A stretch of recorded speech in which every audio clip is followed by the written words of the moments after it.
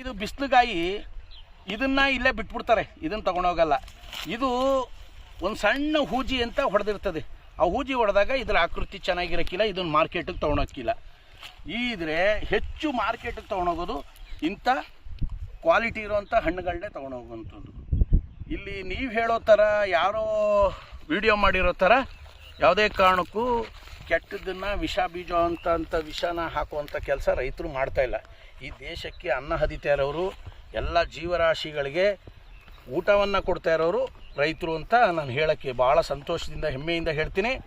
ಹಾಗೆ ಸ್ನೇಹಿತರೆ, ಇದನ್ನು ನೋಡಿ, ಈ ಥರ ನಾವು ಕುಯ್ತೀವಿ ಅಂದ್ಕೊಳ್ಳಿ. ಈ ಕುಯ್ಯೋ ಸಂದರ್ಭದಲ್ಲಿ ಇದನ್ನು ಕುಯ್ದುಬಿಟ್ಟು ಜಾಸ್ತಿ ದಿವಸ ನಾವು ಮಡಗೋಕ್ಕಾಗಲ್ಲ.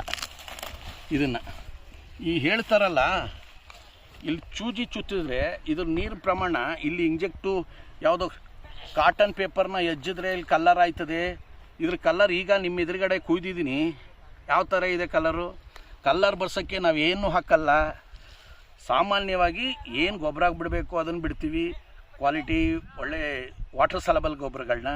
ಹಾಗಾಗಿ ಇದು ಕಲ್ಲರು ಮತ್ತು ಸೃಷ್ಟಿನೇ ಹಂಗಿದೆ. ಇದೊಂದೇ ಅಂತಲ್ಲ, ಪ್ರತಿ ಹಣ್ಣುಗಳಲ್ಲಿ ಈಗ ಎಳ್ನೀರಿಗೆ ಯಾರಾದರೂ ಸಿಹಿ ಹಾಕ್ಬಿಟ್ಟು ಎಳ್ನೀರನ್ನ ಪ್ಯಾಕ್ ಮಾಡಿರ್ತಾರಾ? ಇಲ್ಲ ತಾನೇ.